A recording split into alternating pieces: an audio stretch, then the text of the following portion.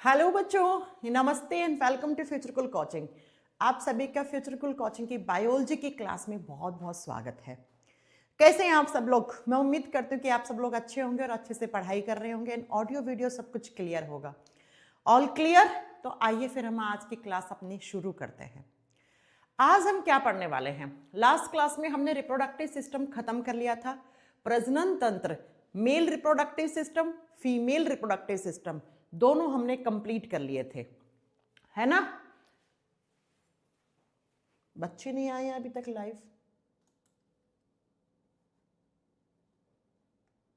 आ गए, ठीक है।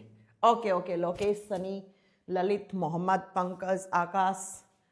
ओके, मुझे लगा क्लास लाइव नहीं हुई क्या? कमेंट्स आपके थोड़े से देरी से आए हैं।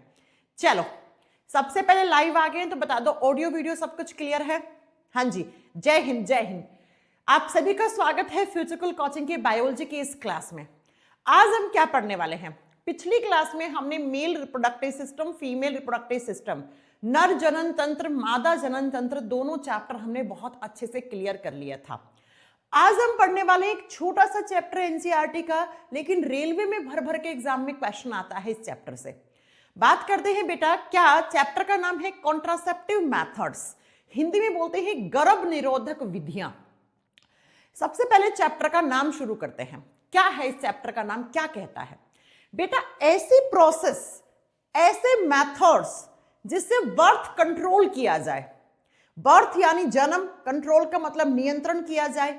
ऐसे कुछ मेथड्स होते हैं जिनसे अनवांटेड प्रेगनेंसी से बचा जा सकता है। जैसे कोई दो पेरेंट्स हैं, मतलब मान लो अभी नई नई शादी हुई है, अभी उनको बच्चा नहीं चाहिए, है ना, उनको अभी बच्चा नहीं करना है 1 साल 2 साल, तो वो कौन कौन से मेथड्स अपनाकर वो अनवांटेड प्रेगनेंसी से बच सकते हैं। अलग अलग एग्जाम में, सिर्फ रेलवे की बात नहीं कर रहे, सीटेट में, टीचिंग में, बिहार एसएससी में, और जो आपके टीचिंग के एग्जाम्स होते हैं टीजीटी वगैरह में, सब में यहां से क्वेश्चन बनते हैं। कौन कौन सी प्रोसेस हैं जिससे बर्थ कंट्रोल किया जा सकता है, उन्हीं प्रोसेस को पढ़ना कॉन्ट्रासेप्टिव मेथड्स कहलाता है, गर्भ निरोधक विधियां कहलाता है। रेलवे की बात करूं, प्रीवियस ईयर में भी बहुत सारे क्वेश्चंस पूछे थे, और रेलवे ग्रुप डी 2025 का जो एग्जाम है उसके अंदर भी भर भर के क्वेश्चंस आ रखे हैं। आज की क्लास में ही लास्ट में मैं आपको 8-10 क्वेश्चंस करवाऊंगी जो पीवाईक्यूज हैं, जो एग्जाम में पूछे गए हैं। ठीक है, चलिए फिर शुरू करते हैं। कॉन्ट्रासेप्टिव मेथड्स क्या होते हैं? ज्यादा नहीं, 10 से 12 क्वेश्चंस बनते हैं, वही आपको याद रखने हैं। ध्यान से समझना। आज पीपीटी इसलिए बना के लाई हूं कि कुछ फोटोज दिखानी है, फोटोज के बिना आपको समझ में नहीं आएगा ये चैप्टर। देखो, कॉन्ट्रासेप्टिव मेथड्स का दूसरा नाम क्या होता है? Birth control methods. इन्हीं मेथड्स को हम कहते हैं बर्थ कंट्रोल मेथड्स, जन्म नियंत्रण विधियां कहते हैं, या इनको हम कहते हैं fertility control methods.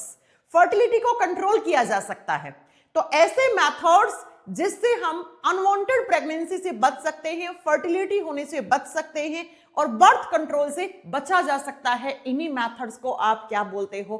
Contraceptive methods कहते हो, गर्भ निरोधक विधियां कहते हो। गर्भ निरोधक प्रोसेस में क्या करते हैं? कुछ ऐसी टेक्निक या ऐसी स्ट्रैटेजी या ऐसी डिवाइस यूज की जाती है जिससे प्रेगनेंसी से यानी गर्भाधारण से बचा जा सकता है। या तो कोई डिवाइस यानी कोई उपकरण लगाया जाता है, या कोई स्ट्रैटेजी यानी रणनीति बनाई जाती है, या कोई टेक्निक। तो ऐसी टेक्निक, ऐसी स्ट्रैटेजी या ऐसा कोई डिवाइस यूज करते हैं जिससे क्या हो जाता है, जिससे बर्थ कंट्रोल किया जा सकता है, अनवांटेड प्रेगनेंसी से बचा जा सकता है। इसी को हम कॉन्ट्रासेप्टिव मेथड्स कहते हैं, इसी को हम गर्भ निरोधक विधियां कहते हैं। अब जो समझने वाली बात है वो ये है कि मैम क्यों करते हैं कॉन्ट्रासेप्टिव मेथड्स? फैमिली प्लानिंग के लिए। मान लो पेरेंट्स हैं, उनको 2 बच्चे हो गए, अब उन्हें तीसरा बच्चा नहीं चाहिए। आप लोग तो देख ही रहे हो आजकल कितनी महंगाई बढ़ गई है, तो एक बच्चे की ही एजुकेशन कितनी महंगी हो गई है, स्कूलिंग की फीस देख ही रहे हैं आप किस तरीके से। तो फैमिली प्लानिंग के लिए बर्थ कंट्रोल मेथड्स किए जाते हैं, परिवार का नियोजन करने के लिए, कि भाई एक बच्चा है, एक बच्चे के बाद दूसरा बच्चा नहीं चाहिए, 2 हो गए, अब तीसरा बच्चा नहीं चाहिए। तो फैमिली प्लानिंग के लिए जो पेरेंट्स कॉन्ट्रासेप्टिव मेथड्स यूज करते हैं उनके बारे में ही हमें पढ़ना है। आइए, एनसीईआरटी में सबसे पहले कॉन्ट्रासेप्टिव मेथड्स को 2 तरीके में बांट रखा है। कैसे बांट रखा है? सुनो बेटा, पहला है टेम्परेरी। टेम्परेरी, टेम्परेरी का मतलब क्या होता है? अस्थाई, यानी कि कुछ समय के लिए प्रेगनेंसी से बचना है, बाद में उस पेरेंट्स को हो सकता है जरूरत लगे कि हमें और बच्चा करना है, तो वो वापस उस चीज को अपना सकते हैं। टेम्परेरी। दूसरे होते हैं परमानेंट। बस एग्जामिनर यहीं से क्वेश्चन पूछ लेता है कि कौन कौन सा बर्थ कंट्रोल मेथड है या कॉन्ट्रासेप्टिव मेथड है जो परमानेंट है और कौन कौन सा है जो टेम्परेरी है। टेम्परेरी का मतलब क्या हो गया? कुछ समय के लिए प्रेगनेंसी से बचने के लिए जो उपाय किए हैं या जो मेथड अपनाए गए हैं उनको हम टेम्परेरी कॉन्ट्रासेप्टिव मेथड्स कहते हैं। परमानेंट का मतलब है अब ये पेरेंट्स कभी बच्चा आगे कर ही नहीं पाएंगे, परमानेंट हो गया, हमेशा के लिए हो गया। ठीक है, अब ये टेम्परेरी मेथड्स कौन कौन से हैं और परमानेंट मेथड्स कौन कौन से हैं वो आपको समझने हैं। टेम्परेरी मेथड्स को आगे हम 4 भागों में बांटते हैं। एक है नेचुरल तरीके से। नेचुरल का मतलब होता है प्राकृतिक तरीके से, यानी कि कोई दवाई नहीं खानी, कोई डिवाइस यूज नहीं करनी, कोई सर्जरी नहीं करनी, नेचुरल तरीके से प्रेगनेंसी से कैसे बचा जा सकता है। नेक्स्ट आता है कुछ बैरियर मेथड्स यूज किए जाते हैं। बैरियर का मतलब होता है बेटा अवरोधक। बैरियर लगा दिया जाता है जिससे प्रेगनेंसी से बचा जा सकता है, तो ये बैरियर कॉन्ट्रासेप्टिव मेथड हो गया। तीसरा जो होता है वो होता है हार्मोनल। हार्मोनल में हार्मोन्स में चेंज लाकर, हार्मोनल तरीके से हार्मोन्स में बदलाव लाके किसी हार्मोन को बिल्कुल बंद कर दे, हार्मोन्स की सहायता से बर्थ कंट्रोल किया जा सकता है। और चौथा जो होता है वो होता है डिवाइसेस। कुछ डिवाइसेस इंप्लांट की जाती हैं, कोई डिवाइस लगा दी जाती है, कोई उपकरण लगा दिया जाता है फीमेल के रिप्रोडक्टिव सिस्टम में जिससे प्रेगनेंसी से बचा जा सकता है। अब ये कौन सी डिवाइस है अभी हम पढ़ेंगे। ठीक है, सबसे पहले ध्यान से सुनो, टेम्परेरी मेथड में एक नेचुरल तरीका है प्रेगनेंसी से बचने के लिए, बिल्कुल नेचुरल है। दूसरा बैरियर, कोई बैरियर लगा दिया जाता है, अवरोध लगा दिया जाता है जिससे प्रेगनेंसी से बचा जा सकता है। तीसरा हार्मोनल, हार्मोन्स की सहायता से प्रेगनेंसी को रोका जा सकता है, यह भी एक कॉन्ट्रासेप्टिव मेथड है। चौथा आता है कोई डिवाइस इंप्लांट कर दिया जाता है महिला के यूट्रस, महिला के गर्भ के अंदर, जिससे प्रेगनेंसी से बचा जा सकता है। ये 4 तरीके हम पढ़ेंगे टेम्परेरी में। अब आपको यहीं से एग्जामिनर क्वेश्चन पूछ लेता है कौन सा बैरियर मेथड है, कौन से हार्मोन्स है, हार्मोनल मेथड है, कौन सा डिवाइस मेथड है, यहां से क्वेश्चन आ जाएगा। दूसरी तरफ है परमानेंट। परमानेंट का मतलब है सर्जरी करवा के, सर्जरी समझते हो ना आप, सर्जरी करवा कर परमानेंट तरीके से ही प्रेगनेंसी से बच गए हमेशा के लिए। एक सर्जरी करवा ली, वो मेल बॉडी में भी हो सकती है सर्जरी, वो फीमेल बॉडी में भी हो सकती है सर्जरी। सर्जरी करवाकर परमानेंट तरीके से क्या हो गए? बच गए। किससे? प्रेगनेंसी से। क्या आप ये बात याद कर लेंगे? जी मैम। आइए फिर एक एक पढ़ते हैं। सबसे पहले हम पढ़ेंगे टेम्परेरी मेथड्स कौन कौन से होते हैं, फिर हम पढ़ेंगे परमानेंट मेथड्स कौन कौन से हैं। फिर मैं आपको कुछ क्वेश्चंस करवाऊंगी, बस इतना ही पढ़ना है, इससे ज्यादा कहीं से भी एक लाइन पढ़ने की जरूरत नहीं जितना आपकी मैडम पढ़ा रही है आपको। ठीक है, सबसे पहले देखेंगे नेचुरल मेथड्स क्या है। अच्छा, आपको मैं थोड़ा सा पिछली क्लास का याद करवाना चाहूंगी, तब जाकर आपको आगे समझ में आएगा। समझो, सबसे पहले मैं आपसे ये पूछूं प्रेगनेंसी होती कैसे है, तो मैं कितना पढ़ा चुकी हूं आपको कि प्रेगनेंसी के लिए मेल बॉडी में जो स्पर्म्स मिलते हैं, स्पर्म बनते हैं, जो शुक्राणु कोशिका बनती है, ये शुक्राणु कोशिका मेल के रिप्रोडक्टिव सिस्टम से ट्रैवल करके फीमेल बॉडी में आती है। और फीमेल बॉडी में कौन सी गैमीट सेल बनती हैं? डिंब कोशिका, एग, अंडाणु कोशिका, या आप ओवम बोल दो या ओवा बोल दो, एक ही बात है। ठीक है जी मैम। स्पर्म्स किसमें बनते हैं? मेल रिप्रोडक्टिव सिस्टम में। अब ये मत पूछना कहां बनते हैं, कैसे बनते हैं, सब कुछ पढ़ा चुकी हूं। मेल के टेस्टिस में क्या बनते हैं? स्पर्म बनते हैं। फीमेल के ओवरी में, फीमेल बॉडी के अंडाशय के अंदर अंडे होते हैं या अंडा बनता है, आपको पता है। जब ये स्पर्म सेक्सुअल इंटरकोर्सेस के थ्रू यौन संबंध जब बनते हैं तो ये स्पर्म फीमेल के रिप्रोडक्टिव सिस्टम में आ जाते हैं, वहां पर अंडे के साथ जुड़ जाता है, इसका फ्यूजन हो जाता है। और फ्यूजन होने की प्रोसेस को क्या कहा जाता है? फर्टिलाइजेशन कहा जाता है, निषेचन कहा जाता है। और जैसे ही निषेचन होता है तो एक नई सेल बन जाती है, और उस नई सेल को आप क्या बोलते हो? जाइगोट कहते हो, युग्मनस कहते हो। पढ़ाया था ना? जी मैम। और इसी जाइगोट से फिर 2 सेल बनेंगी, 2 से 4, 4 से 8, 8 से 16, 16 से ऐसे बनती जाएंगी और एक बच्चा बन जाएगा। अगले 9 महीने में इस जाइगोट से पूरा का पूरा एक बच्चा बन जाता है। जी मैम, आपने इतना सारा आपने पढ़ा दिया था। तो प्रेगनेंसी होती ऐसे है, ऐसे, ठीक है। अब इस प्रेगनेंसी को होने से बचाना है तो कौन कौन से मेथड लगाएंगे? तो मैंने कहा या तो आप टेम्परेरी तरीके से बच लो प्रेगनेंसी से, या भैया हमेशा के लिए परमानेंट तरीके से बच जाओ। परमानेंट में आपको सर्जरी करवानी पड़ेगी और टेम्परेरी में क्या क्या है, 4 तरीके से बचा जा सकता है। तो नंबर 1 पे पहले हम ये पढ़ेंगे नेचुरल प्रोसेस कौन कौन सी हैं, बैरियर प्रोसेस कौन सी हैं, हार्मोनल कंट्रोल कैसे होता है और डिवाइसेस कौन कौन से लगाते हैं, कैसे लगाते हैं, कहां लगाते हैं। जी ma'am, okay Chandan, thank you. आ जाओ, नेचुरल मेथड्स कौन कौन से होते हैं जिससे प्रेगनेंसी से बचा जा सकता है। बहुत ध्यान से समझने की कोशिश करना बेटा, एक एक चीज, ठीक है। आ जाओ, यही सेम चीज यहां पर लिखी हुई है कि टेम्परेरी जो हम कॉन्ट्रासेप्टिव मेथड्स अपनाते हैं उनको 4 भागों में बांटते हैं ऐसे। तो 1 नंबर पे सबसे पहले देखते हैं कि मैम नेचुरल तरीके से किस तरीके से बचा जा सकता है कि प्रेगनेंसी ना हो। बहुत ध्यान से समझेंगे, अब कोई भी कमेंट नहीं करेगा, जो क्वेश्चंस बनेंगे सारे करवा दूंगी मैं। देखो क्या लिखा हुआ है, नेचुरल मेथड्स कौन कौन से हैं, प्राकृतिक मेथड कौन कौन से हैं।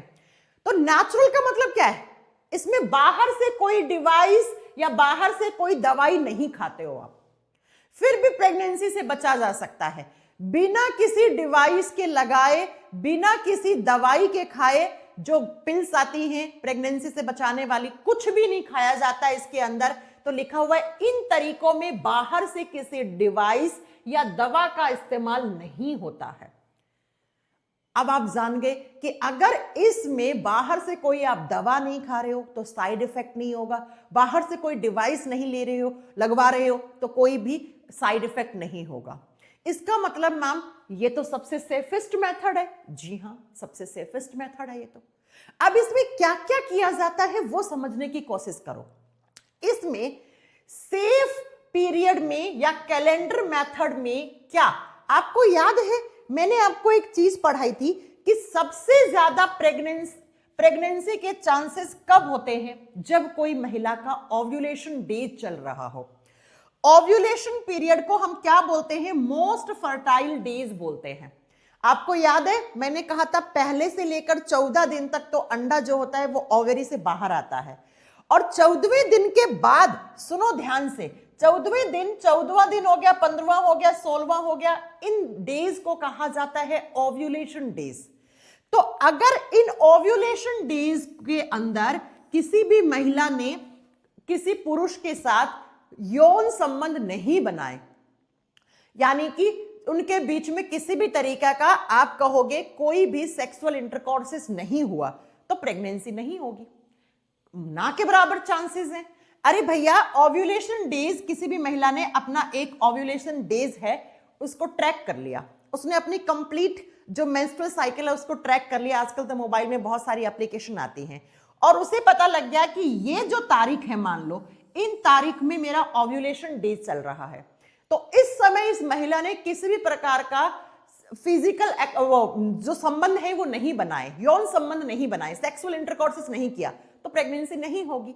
तो यही लिखा हुआ है कि बेटा नेचुरल मेथड में सबसे पहले मेथड में क्या करते हैं कपल्स, यानी जो दंपति जोड़ा होता है वो क्या करता है, ओव्यूलेशन डेज को ट्रैक कर लेता है, और ओव्यूलेशन डेज में क्या नहीं करते हैं, वो यौन संबंध नहीं बनाते हैं। तो जब यौन संबंध नहीं बनाया तो प्रेगनेंसी नहीं हो सकती। तो एक नेचुरल तरीके में पहला ये हो गया ओव्यूलेशन डेज को ट्रैक करना और उन दिनों के अंदर यौन संबंध नहीं बनाना। दूसरा जो आता है वो ये आता है बेटा विड्रॉल मेथड। विड्रॉल का मतलब क्या होता है, बाहर निकालना। जैसे आप एटीएम गए, एटीएम से पैसे बाहर निकाले, विड्रॉल कर लिया आपने। ठीक है, ऐसे ही बेटा विड्रॉल मेथड में क्या होता है कि जो मेल का एक्सटर्नल जेनाइटल एरिया होता है, जिसको आप ग्लैंस पेनिस कहते हैं, इस पेनिस को इजैक्यूलेशन से जस्ट पहले फीमेल के बॉडी से बाहर निकाल लिया। इस तरीके से क्या, आप सुनो, विड्रॉल मेथड का मतलब होता है कि जब सेक्सुअल इंटरकोर्सेस हो रहे हैं तो बेटा उस समय विड्रॉल से पहले सीमेन के इजैक्यूलेशन से पहले ही फीमेल बॉडी से बाहर पेनिस को निकाल लिया तो बेटा यहां पर स्पर्म्स की एंट्री नहीं हो पाएगी फीमेल के बॉडी में, और स्पर्म्स की एंट्री नहीं होगी तो क्या नहीं होगा मैम, प्रेगनेंसी नहीं हो सकती। तो इसे कहा जाता है विड्रोल मेथड। नेचुरल मेथड में सबसे पहले ओव्यूलेशन डेज में यौन संबंध को अवॉइड करना चाहिए। दूसरा प्रोसेस नेचुरल में इजैक्यूलेशन से पहले ही ग्लैंड्स पेनिस को बाहर निकाल ले फीमेल बॉडी से तो स्पर्म्स की एंट्री नहीं हो पाएगी, तो ये भी नेचुरल मेथड है। तीसरे नेचुरल मेथड में क्या हो गया बेटा, क्या वही बात कि भैया परहेज कर लें। परहेज का मतलब क्या है कि जब सेक्सुअल इंटरकोर्सेस हो रहे हैं तो फर्टाइल पीरियड में सेक्सुअल इंटरकोर्सेस ना करें, ओव्यूलेशन डेज में ना करें, तो नेचुरल तरीके से प्रेगनेंसी से बचा जा सकता है। इस तरीके से नेचुरल तरीके से बचा जा सकता है। ये हो गए नेचुरल तरीके। अब आते हैं दूसरे बैरियर मेथड। देखो मैंने आपको लिखवाया कि टेम्परेरी में हम 4 पार्ट्स पढ़ेंगे, तो टेम्परेरी में 4 पार्ट्स कौन कौन सा था। एक तो नेचुरल तरीके से, नेचुरल तरीके में क्या क्या भाई, ओव्यूलेशन डेज में यौन संबंध ना बनाए। दूसरा इजैकुलेशन बाहर कर दे फीमेल के रिप्रोडक्टिव ऑर्गन्स में ना करें, तो नेचुरल तरीके से प्रेगनेंसी से बचा जा सकता है। अब आता है बैरियर मेथड। बैरियर का मतलब क्या होता है, स्पर्म को ओवा से मिलने से बचाना, शुक्राणु कोशिका को अंडाणु कोशिका तक पहुंचने ही ना दिया जाए, बीच में एक बैरियर लगा दिया जाए, तो स्पर्म्स की एंट्री फीमेल के रिप्रोडक्टिव ऑर्गन्स में नहीं होगी तो फर्टिलाइजेशन नहीं होगा, फर्टिलाइजेशन नहीं होगा तो भैया क्या नहीं होगी, प्रेगनेंसी नहीं होगी। अब इस बैरियर मेथड में कौन कौन से मेथड अपनाए जा सकते हैं, कौन कौन से यहां पर टेक्निक हैं जिनको यूज किया जा सकता है। सबसे पहला देखो बैरियर मेथड में 1 नंबर आता है male condoms. Male body condom use करे, मेल जो है जिसको हिंदी में पुरुष कॉन्डम कहा जाता है। कॉन्डम क्या होता है, तो इस तरीके का एक यहां पर बताओगे लैटेक्स से बना हुआ होता है। ये लैटेक्स होता है रबड़, जिससे रबड़ बनता है। कॉन्डम किससे बनते हैं, लैटेक्स से बनते हैं, और ये कॉन्डम जो है वो एक बैरियर पैदा कर देते हैं। तो अगर कॉन्डम यूज करके सेक्सुअल इंटरकोर्सेस होंगे तो बेटा स्पर्म जो है वो फीमेल के बॉडी में नहीं जाएंगे तो फर्टिलाइजेशन नहीं होगा तो बच्चा नहीं पैदा होगा, यानी कॉन्ट्रासेप्शन का एक मेथड बन गया है ये। तो कॉन्डम, मेल कॉन्डम और फीमेल कॉन्डम दोनों ही आते हैं। अब याद रखना जो एग्जाम में पूछा था वो क्या है, सुनो। जो ये कॉन्डम है, ये एक तो अगर कॉन्डम अप्लाई किए जाएं तो एक तो बचा जाएगा फर्टिलाइजेशन से, यानी कि बच्चा नहीं पैदा होगा, फैमिली प्लानिंग के लिए कॉन्ट्रासेप्टिव मेथड है। दूसरा, अगर कॉन्डम यूज होता है तो एसटीडी से बचा जा सकता है। एसटीडी का मतलब क्या होता है, सेक्सुअली ट्रांसमिटेड डिजीज। ऐसी बीमारियां जो बीमारियां यौन संबंध से एक इंसान से दूसरे इंसान में जाती हैं उनको सेक्सुअली ट्रांसमिटेड डिजीज कहा जाता है। हिंदी में बोलते हैं यौन संचरित रोग। वो बीमारियां जो सेक्सुअल इंटरकोर्सेस के थ्रू एक इंसान से दूसरे इंसान में हो गई, मेल से फीमेल में, फीमेल से मेल में, दोनों में हो सकती हैं ये। तो अगर कॉन्डम यूज हुआ तो एक तो कॉन्ट्रासेप्शन मेथड हो गया कॉन्डम, दूसरा ये यौन संचरित रोगों से भी बचाने का काम करता है कॉन्डम, जैसे एचआईवी एड्स से बचने के लिए भी यह सबसे अच्छा उपाय है। तो इसी साल ग्रुप डी में पूछा क्वेश्चन कि वो कौन सा एक कॉन्ट्रासेप्शन मेथड है जो प्रेगनेंसी से भी बचाता है और एचआईवी एड्स से भी बचाता है, तो आपका आंसर यूज कॉन्डम था। Use condom. कॉन्डम जो होगा वो यौन संचरित रोगों से भी बचाएगा, जैसे एचआईवी एड्स। ठीक है, ये हम पढ़ेंगे आगे एचआईवी एड्स बहुत अच्छे से। दूसरा, ये कॉन्ट्रासेप्शन मेथड भी है। तो मेल कॉन्डम भी आते हैं मार्केट में और फीमेल कॉन्डम भी आते हैं। तो कॉन्डम देख लो, मेल कॉन्डम और फीमेल कॉन्डम। फीमेल कॉन्डम जो है वो क्या, वेजाइना के अंदर इंसर्ट कर किए जाते हैं और ये एज ए बैरियर काम करते हैं। बैरियर का मतलब क्या है, स्पर्म्स को ओवा तक नहीं पहुंचने देंगे। तो एक बैरियर मेथड में कॉन्डम यूज करना हो गया। दूसरा क्या यूज करना है, ये एनसीईआरटी में सेम ऐसा ही नाम और ऐसा ही डायग्राम दिया हुआ है। दूसरा जो यहां पर आता है उसको बोला जाता है डायफ्राम एंड सर्वाइकल कैप्स। कुछ कैप आते हैं, कैप समझते हो, ढक्कन आते हैं, ढक्कन जैसी डिवाइसेस आती हैं, डोम शेप की डिवाइस आती हैं जो फीमेल अपनी वजाइना यानी योनि के अंदर इंसर्ट कर लेती है, जिससे स्पर्म्स का रास्ता ब्लॉक हो जाता है। ये कैसे होते हैं? कुछ ऐसे होती हैं डोम शेप डिवाइसेस। देख लो बेटा, ऐसा होता है, इसको कोई भी महिला अपने वेजाइना यानी योनि के अंदर इंसर्ट कर लेती है, जिससे ये बचाता है स्पर्म्स की एंट्री को। अब अगर स्पर्म्स की एंट्री ही नहीं होगी, स्पर्म्स नहीं जाएंगे फैलोपियन ट्यूब में, तो फर्टिलाइजेशन नहीं होगा, फर्टिलाइजेशन नहीं होगा तो प्रेगनेंसी नहीं हो सकती। तो एक कॉन्डम था बैरियर मेथड में। दूसरा, मैम ऐसे डिवाइसेस आती हैं जिनको डायफ्राम या सर्वाइकल कैप्स कहते हैं। कैप के जैसी, ढक्कन की जैसी, गुंबद के आकार की ऐसी डिवाइसेस होती हैं जो फीमेल बॉडी अपने रिप्रोडक्टिव ऑर्गन्स में इंसर्ट कर लेती हैं, जिससे स्पर्म्स के आने का रास्ता ब्लॉक हो जाता है, जिससे शुक्राणु अंदर नहीं आ पाते हैं। तो ऐसी डिवाइसेस होती हैं, याद रखना। तो दूसरा बैरियर मेथड हो गया, पहला कॉन्डम, दूसरा ऐसी डिवाइसेस यूज करके। तीसरा क्या है? तीसरा है बेटा वेजाइनल स्पंज। स्पंज, इस तरीके के स्पंज आते हैं, ये जो देख रहे हैं ना आप, इस तरीके के स्पंज आते हैं, और इन स्पंज को फीमेल अपनी वेजाइना में इंसर्ट कर लेती है। अब इन स्पंज के अंदर ये स्पंज आते हैं, ऐसे स्पंज जैसी डिवाइस आती है। स्पंज का मतलब समझते हो ना आप, जैसे हम बर्तन धोने वाला जूना होता है, उसको निचोड़ते हैं तो उसमें से मेल और पानी बाहर निकलता है, कचरा वचरा जो होता है वो बाहर निकलता है। ठीक ऐसे ये स्पंज जब कॉन्ट्रैक्ट करते हैं तो इन स्पर्म के अंदर क्या आता है? स्पर्मिसाइड नाम की जेल आती है। अब इस नाम को समझना, क्या होता है स्पर्मिसाइड? स्पर्म साइड का मतलब किल करना। इनके अंदर ऐसी ऑइंटमेंट लगी हुई होती हैं या ऐसे केमिकल्स लगे हुए होते हैं जो केमिकल्स शुक्राणुओं को किल कर देते हैं। ऐसी दवाई, ऐसे केमिकल्स जो स्पर्म को, शुक्राणुओं को मार देते हैं, उनको स्पर्मिसाइड कहते हैं, उनको स्पर्मिसाइड कहते हैं। तो जैसे स्पर्म आएंगे और अगर इस महिला ने ये ऐसी डिवाइस यूज कर रखी है तो स्पर्म्स कॉन्ट्रैक्ट करेंगे, तो कॉन्ट्रैक्शन से ये केमिकल्स बाहर निकलेंगे, और केमिकल्स बाहर निकलेंगे तो स्पर्म ऐसे आएंगे तो ये केमिकल इन स्पर्म्स को किल कर देंगे, स्पर्म्स को मार देगा यहीं, और यहीं मर गए तो स्पर्म्स फैलोपियन ट्यूब में नहीं गए तो फर्टिलाइजेशन नहीं हुआ, तो ये महिला प्रेगनेंसी से बच सकती है। तो मैंने कहा बैरियर मेथड में पहला मेथड कॉन्डम्स, चाहे मेल कॉन्डम्स चाहे फीमेल कॉन्डम्स। दूसरा, कुछ डोम शेप्ड जैसी कैप आती है, उन कैप को वेजाइना में इंसर्ट कर लिया जाता है, जिससे स्पर्म्स की एंट्री रुक जाती है वहीं पर। तीसरा, मैम कुछ स्पंज आते हैं, वो स्पंज जब कॉन्ट्रैक्ट करते हैं महिला के रिप्रोडक्टिव सिस्टम में तो उनसे एक तरीके का केमिकल निकलता है, और वो केमिकल क्या होता है? स्पर्मिसाइड होता है, शुक्राणु नाशक होता है, वो शुक्राणुओं का नाश कर देता है, शुक्राणुओं को मार देता है। तो स्पर्म्स यही किल हो जाते हैं, यही मर जाते हैं, वो आगे ट्रैवल नहीं कर पाते हैं, और नहीं करते हैं तो वो फैलोपियन ट्यूब में नहीं पहुंचते हैं, और नहीं पहुंचते हैं बेटा तो फर्टिलाइजेशन नहीं होगा, और फर्टिलाइजेशन नहीं होगा तो ये महिला प्रेगनेंसी से बच सकती है। तो आपसे एग्जामिनर पूछे कॉन्डम कैसा मेथड है? टेम्परेरी। टेम्परेरी में कौन सा? Barrier method. आपसे पूछे कि जो कप आते हैं, वेजाइनल कप जिनको बोलते हैं, या डोम शेप कप बोलते हैं, वो कैसा मेथड है? बैरियर मेथड है।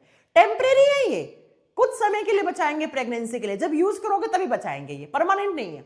तीसरा, आप बताओगे कि कुछ वेजाइनल स्पंज जैसी यहां पर डिवाइस आती हैं जिनके ऊपर क्या लगा हुआ होता है? स्पर्मिसाइड, जिसको बोलते हैं शुक्राणु नाशक, और वो क्या करता है? शुक्राणुओं को मार देता है। इसके अलावा बैरियर मेथड में चौथा कौन सा है? मार्केट में कुछ ऐसी जेलीज आती हैं, कुछ ऐसी क्रीम आती हैं, कुछ ऐसे फोम आते हैं जिनके अंदर क्या होते हैं? जिनके अंदर ऐसे केमिकल्स होते हैं जो स्पर्म्स को किल कर देते हैं। ऐसे मार्केट में ऐसी फोम आती है बोतल में, उस फोम को यूज कर लो, या ऐसी क्रीम आती हैं जिन क्रीम के अंदर ऐसे केमिकल्स यूज में लिए जाते हैं जो केमिकल्स स्पर्मिसाइड होते हैं। स्पर्मिसाइड का मतलब होता है शुक्राणुओं को मार देते हैं, शुक्राणुओं का नाश कर देते हैं। तो ये भी एक बैरियर मेथड है, स्पर्मिसाइड जेलीज या फोम या ऐसी क्रीम यूज करना जिसमें स्पर्मिसाइड लगे हुए हैं और ये स्पर्मिसाइड स्पर्म्स की एंट्री को बिल्कुल खत्म ही कर देंगे, स्पर्म्स को ही खत्म कर देंगे। तो ये भी एक बैरियर मेथड हो गया। ठीक है, तो हमने बैरियर मेथड में 4 पढ़े, याद कर लोगे, फिर से रिपीट करवाऊं मैं। बैरियर मेथड में पहला कॉन्डम्स। कॉन्डम्स जो हैं वो सिर्फ प्रेगनेंसी से नहीं, सेक्सुअली ट्रांसमिटेड डिजीज से भी बचाते हैं। जैसे HIV एड्स से बचना है तो भी कॉन्डम यूज करने चाहिए, क्योंकि HIV एड्स एक इंसान से दूसरे इंसान में फैल जाता है।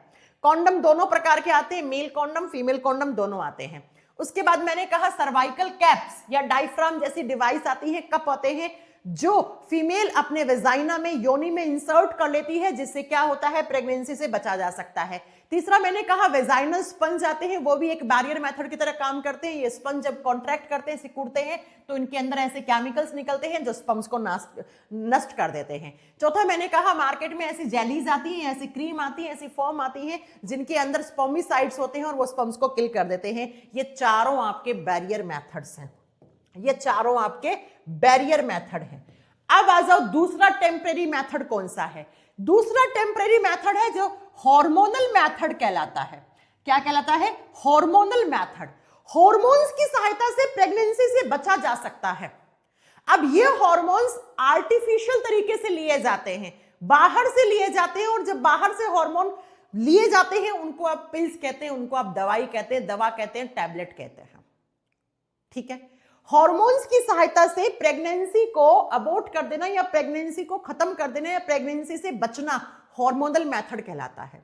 तो ये दवाइयां करती क्या हैं? देखो मार्केट में ऐसी दवाइयां या ऐसे इंजेक्शंस आते हैं जिनसे प्रेगनेंसी से बचा जा सकता है। ये हार्मोन की सहायता से बचाती हैं, तो इनको हार्मोनल मेथड ऑफ कॉन्ट्रासेप्शन कहा जाता है। अब ये क्या करते हैं? सुनो, ये जो मेथड है, जो हार्मोन्स वाले हैं, जिनमें हार्मोन्स काम में लिए जाते हैं, ये ओव्यूलेशन को बंद कर देंगे। अब जब ओव्यूलेशन ही नहीं हुआ, अरे ओव्यूलेशन का मतलब क्या था? ये ओवेरी, ओवेरी में अंडा, अंडा बाहर आ गया यहां पर, और यहां पर स्पर्म्स की एंट्री हो गई, तो फर्टिलाइजेशन हो जाता है। अब ये कह रहा है कि ऐसी दवाई, ऐसी इंजेक्शन काम में ले लो जिससे ये अंडा बाहर ही ना आए। अब ये अंडा ओवेरी में रह गया, यहां पे अंडाशय में है, ये बाहर ही नहीं आया, तो अगर स्पर्म्स की एंट्री हो भी गई तो उसे अंडा नहीं मिला तो फर्टिलाइजेशन नहीं होगा, नहीं होगा तो भाई बच्चा पैदा नहीं हो सकता, प्रेगनेंसी से बचा जा सकता है। तो ये हार्मोनल मेथड क्या करते हैं? ये ओव्यूलेशन को बंद कर देते हैं। ओव्यूलेशन को बंद का मतलब है अंडे को अंडाशय से बाहर ही नहीं निकलने देंगे, और जब अंडा अंडाशय से बाहर आया ही नहीं तो फर्टिलाइजेशन हो ही नहीं सकता, होगा ही नहीं, तो प्रेगनेंसी से बचा जा सकता है। ठीक है, तो ये एग्जाम में ये अंडरलाइन कर लेना, इस पॉइंट को स्टार कर लेना। एग्जाम में क्वेश्चन देखो कैसे बनेगा, कौन सा कॉन्ट्रासेप्शन मेथड है जो ओव्यूलेशन नहीं करवाएगा या ओव्यूलेशन को बंद कर देगा, तो आप बोलोगे हार्मोनल मेथड। अरे आपको याद है मैंने कहा था FSH, LH हार्मोन होते हैं जो ओव्यूलेशन करवाते हैं, जो इस अंडे को बाहर निकालते हैं। अब आपने बाहर से ऐसे हार्मोन ले लिए जो उन हार्मोन को बंद कर देंगे, तो ओव्यूलेशन ही नहीं होगा, और ओव्यूलेशन नहीं होगा तो प्रेगनेंसी नहीं होगी। तो हार्मोनल मेथड में लिखा हुआ है ये विधियां हार्मोनल तैयारियों का उपयोग करके अंडोत्सर्ग को नियंत्रित करती हैं या अंडोत्सर्ग को बंद ही कर देती हैं, रोक देती हैं, ओव्यूलेशन को रोक देंगी। ठीक है, अब इसमें क्या क्या है? तो पहला है ओरल कॉन्ट्रासेप्टिव पिल्स।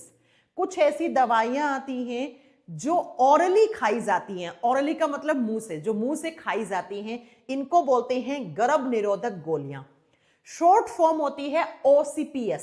तो हो सकता है आपसे एग्जाम में OCPS की फुल फॉर्म पूछ ले। OCPS की फुल फॉर्म क्या होती है?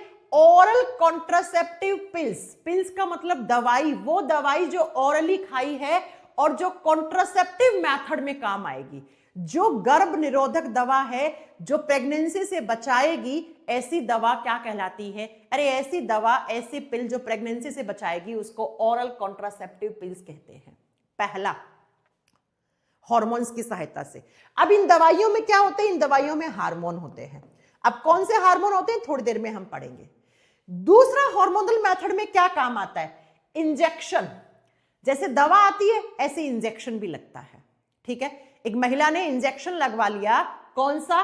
इंजेक्टेबल कॉन्ट्रासेप्टिव, इसको क्या बोलते हैं, इंजेक्शन कहते हैं, ये इंजेक्शन लगवा लिया तो अब उसको प्रेगनेंसी नहीं हो सकती। तो या तो दवा की सहायता से, टैबलेट की सहायता से रोक दिया प्रेगनेंसी को, या इंजेक्शन लगवा के रोक दिया, या इम्प्लांट। इम्प्लांट का मतलब है कोई डिवाइस बॉडी में लगवा ली जिससे प्रेगनेंसी से बचा जा सकता है, तो उसको इम्प्लांट कहते हैं। और चौथी आती है इमरजेंसी कॉन्ट्रासेप्टिव पिल्स। इमरजेंसी का मतलब है भैया एक फिक्स टाइम में जिनको खाना होता है, सेक्सुअल इंटरकोर्सेस हुए हैं तो 48 से 72 घंटे के अंदर ही वो दवा खाओगे तो वो अपना इंपैक्ट दिखा पाएगी, है ना।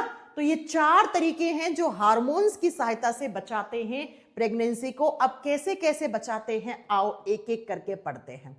सबसे पहले मैंने कहा ओसीपीएस की सहायता से, यानी कि गर्भ निरोधक गोलियां आती हैं मार्केट में।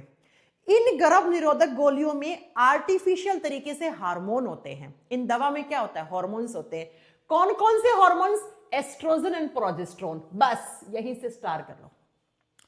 एग्जाम में क्वेश्चन आएगा कि जो गर्भ निरोधक गोलियां होती हैं उनमें कौन से हार्मोन्स होते हैं, आप करके आओगे ये एस्ट्रोजन और प्रोजेस्टेरोन होते हैं, लेकिन ये आर्टिफिशियल होते हैं, नेचुरल नहीं होते, लैब में बनाए जाते हैं ये हार्मोन और फिर डाले जाते हैं दवाई में। तो ऐसी दवाई को खा लिया तो ये दवाई क्या करती है, ओव्यूलेशन को रोक देती है। ओव्यूलेशन रुक जाएगा या क्या होता है कि फीमेल के जो सर्वाइकल एरिया होता है, सर्विक्स एरिया होता है, उससे एक म्यूकस निकलता है, एक चिपचिपा पदार्थ निकलता है। उस चिपचिपा पदार्थ को मोटा कर देंगे और मोटा कर देंगे जिससे ये जो म्यूकस है ये स्पर्म्स को आगे नहीं जाने देगा। आगे नहीं जाने देगा तो क्या नहीं होगा, प्रेगनेंसी नहीं होगी। ठीक है बच्चा। जैसे फॉर एग्जाम्पल मार्केट में आती है माला एन नाम करके दवाई, दूसरा आता है माला डी, तीसरा आता है ओवरल। ये तीनों दवाइयों के नाम हैं, देख लो। ऐसी आती हैं बर्थ कंट्रोल पिल्स, जैसे लिखा हुआ है ना, पर्ल, माला डी, माला एन और ओवरल, ऐसी दवाई आती हैं। इन दवाइयों के अंदर एस्ट्रोजन और प्रोजेस्टेरोन हार्मोन होते हैं। तो जैसे ही किसी महिला ने ये दवा खा ली तो बेटा ये एस्ट्रोजन प्रोजेस्टेरोन जाते हैं और ये उस महिला के उस मंथ के ओव्यूलेशन को रोक देंगे या उसके सर्विक्स से एक मोटा सा गाढ़ा सा म्यूकस बनाएंगे और वो म्यूकस स्पर्म्स की एंट्री को बंद कर देगा, जिससे ये महिला क्या नहीं हो सकती, अब प्रेग्नेंट नहीं हो सकती। तो इन्हें बोलते हैं ओरल कॉन्ट्रासेप्टिव पिल्स, क्योंकि ये ओरली खाई जाती हैं। ऐसी दवा आती है, एक दवा, 2 दवा, वो डॉक्टर बताता है कैसे खानी है, कब खानी है। ठीक है। तो ऐसी जैसे माला डी, माला एन, ओवरल, ऐसी दवा आती है। इनको ओरल बर्थ कॉन्ट्रासेप्टिव मेथड कहा जाता है। आपको यहां पर याद रखना है कि ये मेथड एक तो टेम्परेरी है, 1 महीना 2 महीना, जिस महीने में बचना है प्रेगनेंसी से तो उसी महीने में खाई जाएंगी, टेम्परेरी है। दूसरा ये हार्मोनल मेथड है, क्योंकि इन दवाइयों में क्या होते हैं, हार्मोन्स होते हैं। कौन से हार्मोन्स होते हैं, एस्ट्रोजन प्रोजेस्टेरोन। क्या कर देंगे, ओव्यूलेशन को बंद कर देंगे। ओव्यूलेशन ही नहीं हुआ, अंडा बाहर नहीं निकला अंडाशय से, तो फर्टिलाइजेशन नहीं होगा। बस ये 4 क्वेश्चंस आपको याद रखने हैं। दूसरा देखो, दूसरा क्या होता है, दूसरा मार्केट में या तो दवाई खा लो या ऐसा इंजेक्शन आता है। ये आप हॉस्पिटल जाके नर्स कंपाउंडर किसी से इंजेक्शन लगवा लिया। इस इंजेक्शन में भी क्या आता है, इस इंजेक्शन में भी हार्मोन्स आते हैं और ये हार्मोन्स भी क्या करते हैं, ये हार्मोन्स भी ओव्यूलेशन को बंद कर देते हैं महिला का। तो अगर इंजेक्शन लगवा लिया तो भी क्या हो जाता है, ओव्यूलेशन बंद हो जाता है और जिस महिला ने इंजेक्शन लगवाया वो अब प्रेग्नेंट नहीं हो सकती है, temporary time of the period. अब आप कहोगे मैम कितना समय, तो ये हर हार्मोन पे डिपेंड करता है, ये हर एक इंजेक्शन पे डिपेंड करता है। 3 महीने बचना है, 3 महीने वाला इंजेक्शन लगवा लिया। 2 महीने बचना है, 2 महीने वाला इंजेक्शन लगवा लिया। 4 महीने बचना है, 4 महीने वाला इंजेक्शन लगवा लिया। ठीक है। फॉर एग्जाम्पल जैसे देखो ये कि इंजेक्शन का नाम लिखा हुआ है, आपको नहीं याद करना है, DMPA बोलते हैं इसको, आपको नहीं याद करना है। ये हर 3 महीने में एक बार लगवाना पड़ता है। मैंने कहा ना मार्केट में अलग अलग टेन्योर के लिए, अलग अलग महीने के लिए, वो डिपेंड करता है उस महिला को कितने महीने प्रेग्नेंट नहीं होना है भैया। ठीक है। जैसे ये हर 3 महीने में एक बार लगवाना होता है, जैसे एक NATN करके आता है, ये हर महीने में, ये 2 महीने में एक बार लगवाना होता है। तो या तो दवा खा के प्रेगनेंसी से बचा जा सकता है, जिसको ऑरल कॉन्ट्रासेप्टिव मेथड कहते हैं, या इंजेक्शन लगवा लो। इंजेक्शन हर तरीके के आते हैं, 3 महीने बचना है, 2 महीने बचना है, कितने महीने बचना है वो डिपेंड करता है उस महिला पे जिसको लगवाना है। तो या तो मार्केट में ऐसे इंजेक्शन आ रहे, उसकी सहायता से प्रेगनेंसी से बच लो, या तीसरा देखो हॉर्मोन्स की सहायता से कैसे बचा जा सकता है। कुछ इम्प्लांट करवा के, इम्प्लांट का मतलब होता है कोई डिवाइस बॉडी में लगवा ली, इसे इम्प्लांटेशन कहते हैं, प्रत्यारोपण कहते हैं। अब जरा ध्यान से सुनो, इम्प्लांट का मतलब क्या होता है। ऐसी रोड जैसी, ये रोड दिख रही है, ऐसी रोड जैसी एक डिवाइस आती है, इस डिवाइस को स्किन के नीचे फिट करवा लिया। जैसे फॉर एग्जांपल देखो, इस महिला के स्किन के नीचे यहां पर ये रोड जैसी डिवाइस लगा दी। अब ये रोड जैसी डिवाइस क्या करती है, 3 से 5 साल तक प्रेगनेंसी से बचा देती है। 3 से 5 साल। तो एग्जाम में क्वेश्चन आएगा कि जो रोड जैसे इंप्लांट लगवाते हैं वो कितने दिनों तक या कितने महीनों तक, कितने सालों तक बचाते हैं। तो 3 से 5 साल तक ये महिला प्रेग्नेंट नहीं हो सकती। अब क्या होगा इसमें, जैसे ही इस महिला ने सेक्सुअल इंटरकोर्सेस किया, स्पर्म्स की एंट्री हुई, तो ये जो इंप्लांट लगवाया है, इस इंप्लांट में आर्टिफिशियल हॉर्मोन्स होते हैं। यहां से हार्मोन निकलेंगे और ये हार्मोन जाएंगे और इस महिला के ओव्यूलेशन को रोक देंगे। सेम चीज लिखा हुआ है कि ये हार्मोन से बनी हुई छड़ें होती हैं, जिनको कोई भी महिला अपनी त्वचा के नीचे लगवा सकती है और ये हार्मोन निकालेंगे और इस हार्मोन से ओव्यूलेशन बंद हो जाता है और 3 से 5 साल तक ये प्रभावी रहती है। यानी 3 से 5 साल तक अगर ऐसी डिवाइस लगवा ली तो प्रेगनेंसी से ये महिला बच जाती है। इन डिवाइस में भी कुछ नहीं, हॉर्मोन्स होते हैं। दवाई में हार्मोन या इंजेक्शन वाला हार्मोन या ऐसा इंप्लांट लगवा लो, इसमें भी हार्मोन होते हैं। अब चौथा जो आता है हार्मोन्स की सहायता से, तो उन्हें बोलते हैं इमरजेंसी कॉन्ट्रासेप्टिव पिल्स।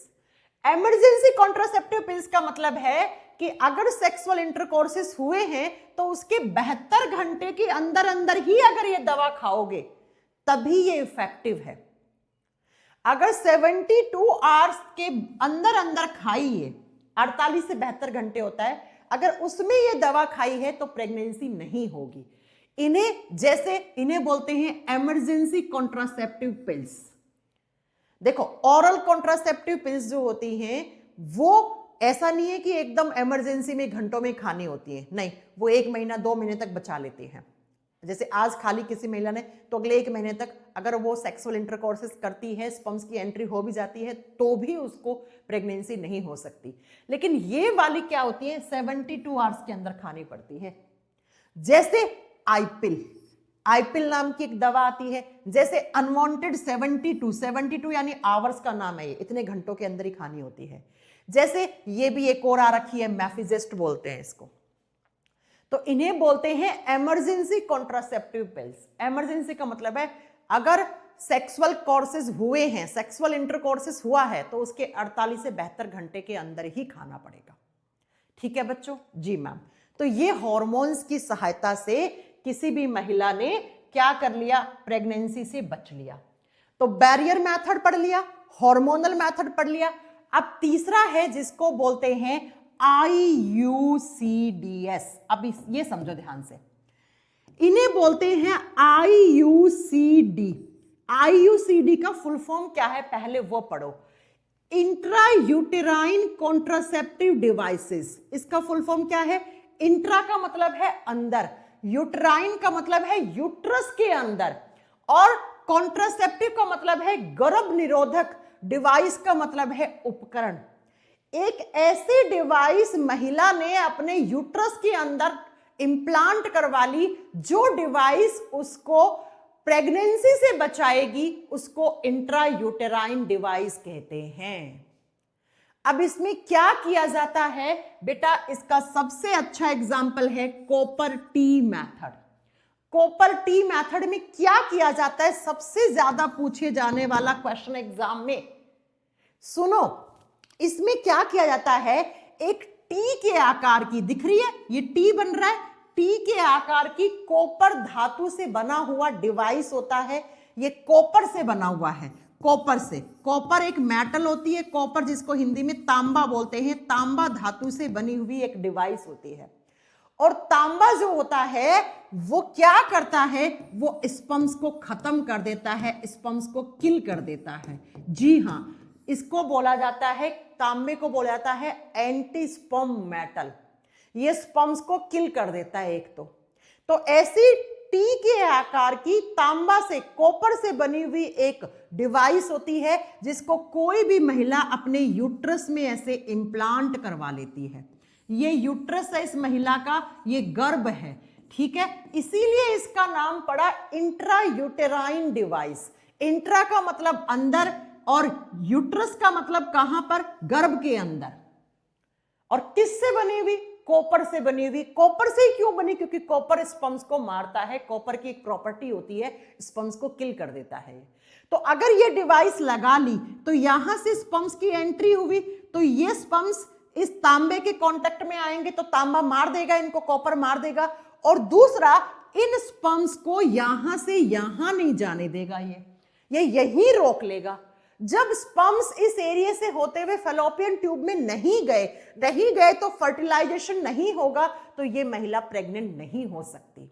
अब ध्यान से सुनो, एग्जाम में क्या क्वेश्चन आता है कि जो ये कॉपर टी मेथड है ये कैसा है, ये एक आईयूडी या आईयूसीडी मेथड है। आईयूसीडी का फुल फॉर्म क्या होता है, इंट्रा यूटेराइन कॉन्ट्रासेप्शन डिवाइसेस। एक ऐसी डिवाइस महिला ने अपने गर्भ में लगवा ली जो कॉपर से बनी हुई है, टी के आकार की है। कॉपर क्या करता है, स्पर्म्स को किल करता है और स्पर्म्स की मोबिलिटी को खत्म कर देता है। मोबिलिटी का मतलब होता है गति, स्पर्म्स की गति खत्म कर देगा यहां पर ये डिवाइस। और अगर स्पर्म्स में गति नहीं रही तो वो ट्रैवल नहीं करेंगे, और वो गति नहीं है तो यहां से यहां नहीं पहुंच पाए तो फर्टिलाइजेशन नहीं होगा। तो अगर मैं आपसे क्वेश्चन पूछ लूं कि कॉपर टी इंप्लांटेशन किससे बचाता है, फर्टिलाइजेशन से बचाता है, निषेचन से बचाता है। और जब निषेचन हुआ ही नहीं तो भैया बच्चा बनेगा क्या, नहीं बनेगा। कहां लगवाते हैं ये टी के आकार का उपकरण, महिला अपने यूट्रस में लगाती है। 4 क्वेश्चन याद करना। आईयूडी डिवाइस है, इंट्रा यूटेराइन डिवाइस है, कहां पे लगाती है कोई भी महिला, अपने प्रॉपर, इसका मतलब डॉक्टर लगाते हैं, महिला नहीं लगा सकती, डॉक्टर लगाते हैं, यूट्रस में लगाती है। किस धातु से बनी हुई, कॉपर से। कॉपर क्या करता है, स्पर्म्स की गति को कम कर देगा, स्पर्म्स को मार देगा। किससे बचाएगा ये, फर्टिलाइजेशन से बचाएगा।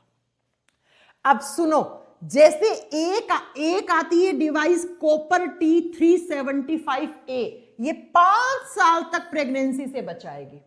और दूसरा आता है कॉपर टी 380A, ये 10 साल तक प्रेगनेंसी से बचाती है।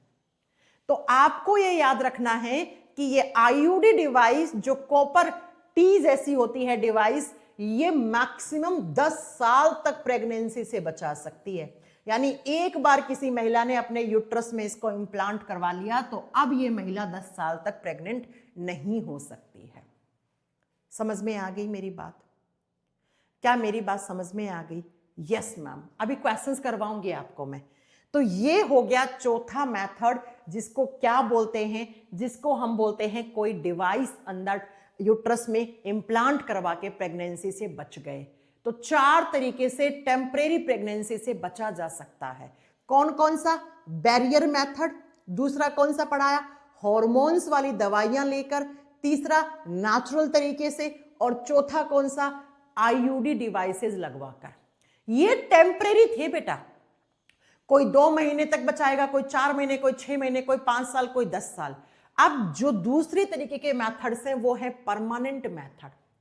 परमानेंट का मतलब है एक बार सर्जरी करवा ली उसके बाद अब हो ही नहीं सकते आगे बच्चे। और परमानेंट मेथड्स में क्या होता है, परमानेंट मेथड में स्टरलाइजेशन, नसबंदी की जाती है।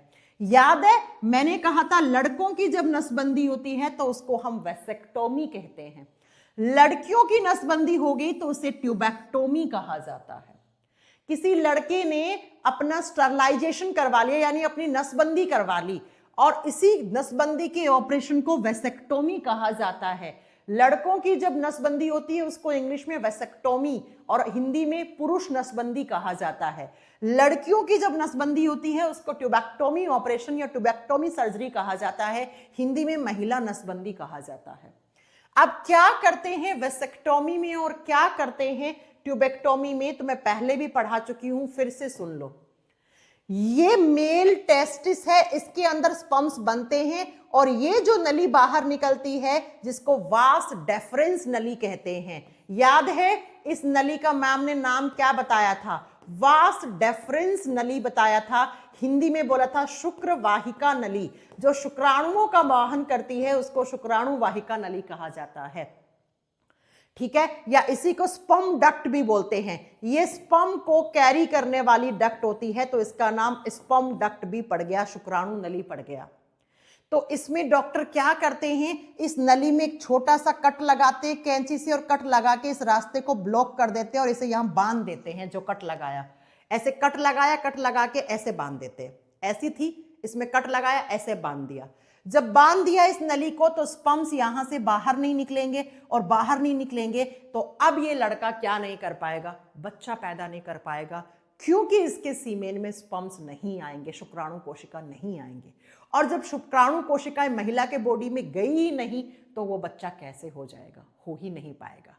तो क्योंकि ये सर्जरी की सहायता से किया जाता है तो इसको सर्जिकल मेथड या हम क्या बोलते हैं, मेल स्टरलाइजेशन कहते हैं, वेसेक्टोमी कहते हैं। मेल की नसबंदी करवाना वेसेक्टोमी कहा जाता है।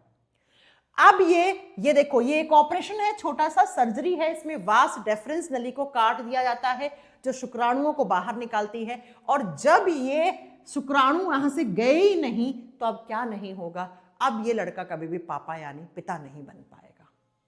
तो आपको याद रखना है, मेल नसबंदी करवाना सर्जिकल मेथड है। सर्जरी किया जाता है, कैंची से प्रॉपर काटा जाता है, इसको काट के वापस बांध दिया जाता है।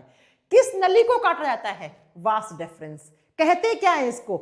या तो बोलो मेल स्टरलाइजेशन या इस सर्जरी को क्या बोलते हैं, वेसेक्टोमी सर्जरी कहते हैं। अब ठीक ऐसे ही नसबंदी महिलाओं के अंदर भी होती है तो महिलाओं को नाम दे देते हैं ट्यूबेक्टोमी। महिला नसबंदी को क्या नाम देते हैं? ट्यूबेक्टोमी। अब इसमें क्या करते हैं, तो ये महिलाओं की फैलोपियन ट्यूब होती है, इस नली को बोलते हैं हम फैलोपियन ट्यूब और हिंदी में कहते हैं अंडवाहिका नली, जो अंडाणुओं का वाहन करती है, जिसमें अंडाणु आके रुक जाते हैं और स्पर्म्स का इंतजार करते हैं। तो इस नली को हल्का सा कैंची की सहायता से ऐसे काटेंगे और काट के देखो ऐसे बांध देते हैं। बैन कर दिया इस नली को, ऐसे ऐसे आपस में लाके, ऐसे नली थी फिर काट दिया, दोनों जगह को ऐसे से ब्लॉक कर दिया, फिर ऐसे बांध दिया।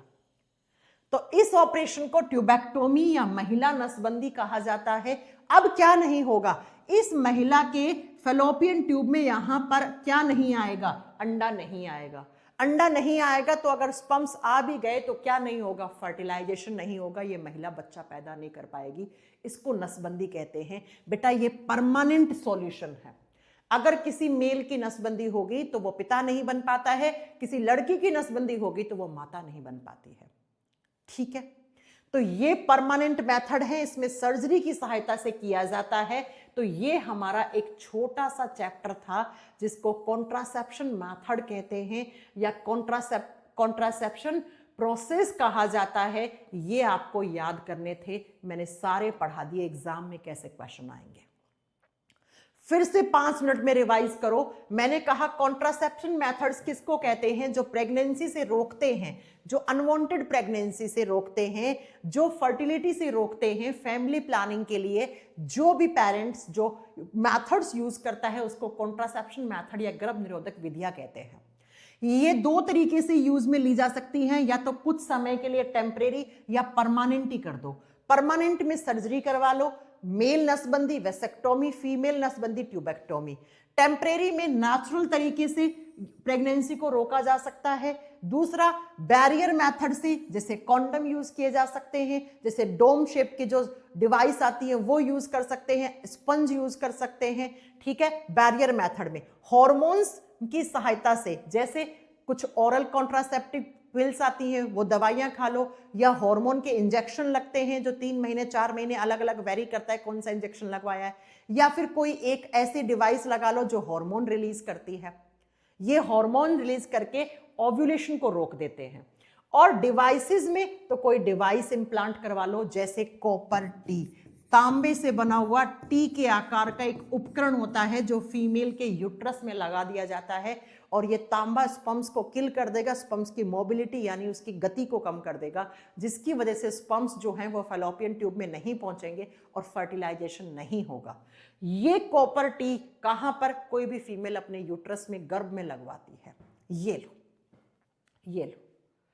अब मैं आपको करवाती हूं इसके क्वेश्चंस जो एग्जाम में पूछे जाते हैं। आ जाइए, फटाक फटाक से आंसर कर दो। छोटा सा चैप्टर था, बस एनसीईआरटी में ये दिया हुआ है आधे पेज पे, तो आपको पता होना चाहिए एग्जाम में क्वेश्चंस आते हैं। पहला क्वेश्चन है, in male sterilization which cut down, जब किसी भी पुरुष का वेसेक्टोमी सर्जरी होता है तो किस नली को काटा जाता है, तो उसकी वासा डेफरेंस, वास डेफरेंस नली को, इसको वासा भी बोलते हैं वास भी बोलते हैं, वासा डेफरेंस नली को काट दिया जाता है। कर लोगे इस क्वेश्चन का आंसर? इसी साल पूछा हुआ क्वेश्चन है ये एग्जाम में। दूसरा सुनो, अगला कह रहा है कॉपर T380 कितने साल तक बचाती है। मैंने 2 प्रकार के बताए थे कॉपर टी, एक कॉपर 380 वाला, तो ये मैक्सिमम 10 साल तक प्रेगनेंसी से बचाती है। 10 साल तक अगर कॉपर टी वाला इंप्लांट करवा लिया यूट्रस में तो मैक्सिमम 10 साल तक बचा जा सकता है। एक कॉपर 380 आता है और एक कॉपर 370 कुछ करके आता है, 70 में आगे कुछ होगा, वो 5 साल तक रहता है। देखो 380 आएगा तो 10 साल करोगे, 374 375 ऐसे आएगा तो वो 5 साल करके आओगे, वो 5 साल तक बचाता है। ठीक है जी मैम। अगला देखो, in which category does copper T fall, copper T वाला इंप्लांट लगवा लिया तो वो कैसा मेथड है, तो वो एक आईयूसीडी या आईयूडी मेथड है। आईयूडी भी लिखा आ सकता है, आईयूसीडी भी लिखा हुआ आ सकता है। अरे कॉपर टी में क्या करते हैं, यूट्रस के अंदर एक कॉपर से बना हुआ टी के आकार का डिवाइस लगवा देते हैं, तो इसकी फुल फॉर्म क्या होगी, इंट्रा यूटेराइन डिवाइस। इंट्रा मतलब अंदर, यूटेराइन मतलब यूट्रस में, डिवाइस का मतलब डिवाइस लगवा दी। ठीक है, देखो नेचुरल मेथड में हमने क्या पढ़ाया था, नेचुरल मेथड का मतलब था इजैक्यूलेशन से पहले पेनिस को बाहर निकाल लेना, ओव्यूलेशन डेज को ट्रैक करना, ये नेचुरल मेथड था। बैरियर मेथड में कॉन्डम्स आ गए, स्पंज आ गए, या कोई जेली आ गई जिसको यूज करते हैं, कोई क्रीम आ गई उसको यूज कर लो, वो बैरियर मेथड था। हार्मोनल मेथड में पिल्स, इंजेक्शंस, है ना। और आईयूडी मेथड में क्या करते हैं, आईयूडी का फुल फॉर्म होता है इंट्रा यूटेराइन डिवाइस। इसमें क्या लगाते हैं, टी के आकार का डिवाइस जो किससे बना हुआ होता है, कॉपर से, और कहां पे लगवाते हैं, यूट्रस में। किससे बचाता है, फर्टिलाइजेशन से बचाता है, निषेचन से बचाता है। कौन लगवाती है, महिला। कहां पर, अपने यूट्रस में। और ये कितने साल तक, मैक्सिमम 10 साल तक बचा सकता है ये प्रेगनेंसी से। 2 आते हैं अलग अलग, 370 करके और 80 करके, तो 70 वाला 5 साल तक, 80 वाला 10 साल तक।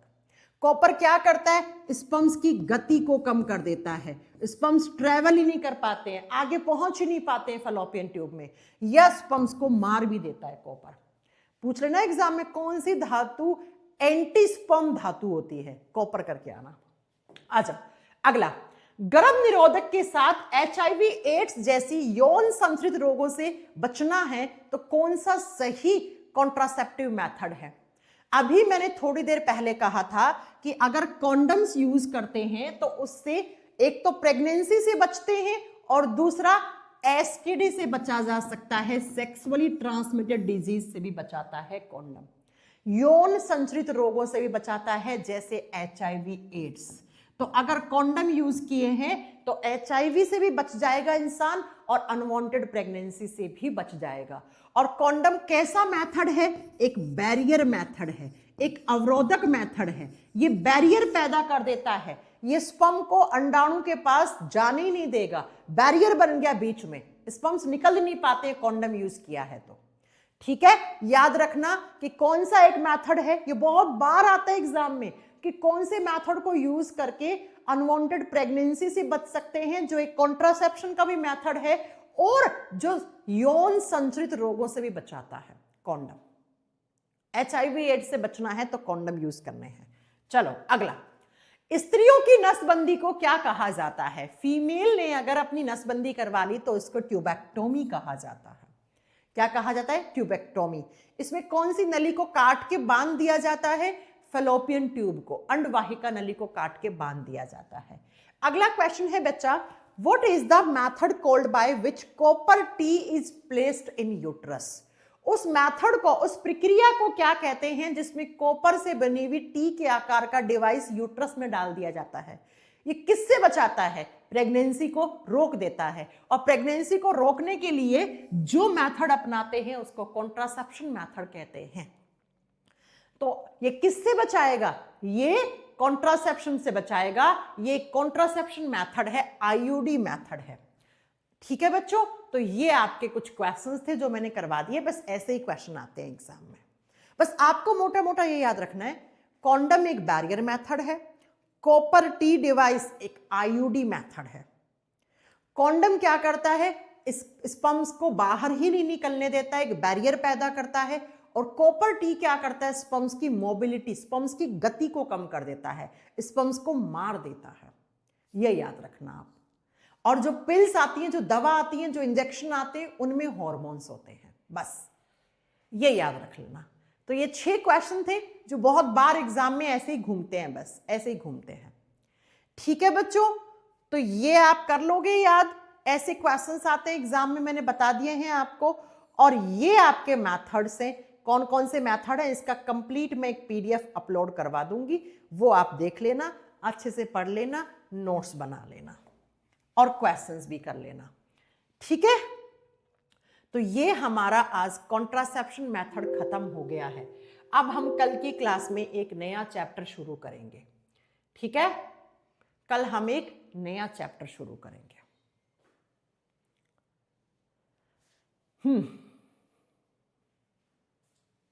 काजल मैम, लेकिन एग्जाम में तो 2-3 क्या बोल रहे हो आप, क्वेश्चन आता है, समझ नहीं पाई मैं। RK सक्सेना मैम, क्या केमिस्ट्री के नोट्स हिंदी में हो गए? नहीं हुए बेटा, इस वीक में हो जाएंगे। कुछ ऐड करवा रही हूं मैं नोट्स के अंदर। मैडम जी, ट्यूबेक्टोमी के बाद फीमेल का क्या बंद हो जाते हैं? समझ में नहीं आया मुझे। हाँ, क्वेश्चंस भी, ये 6 क्वेश्चन का भी आपको PDF दे देंगे, देख लेना। ये इसी साल ग्रुप D में पूछे हुए क्वेश्चन है, पता है आपको? इसी साल पूछे हुए क्वेश्चन है। चलो, तो कल हम एक नया चैप्टर शुरू करेंगे बेटा। आज के लिए इतना बहुत है, मिलते हैं आपसे नेक्स्ट क्लास में। Thank you so much.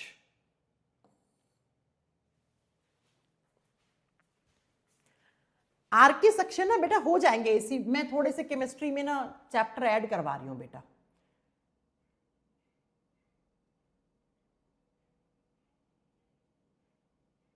अच्छा हाँ, अभी बेटा रिप्रोडक्टिव सिस्टम के क्वेश्चंस करवाने हैं, बिल्कुल करवाएंगे। रिप्रोडक्टिव सिस्टम के क्वेश्चंस की प्रैक्टिस कहाँ लगे हो आप? करवाएंगे।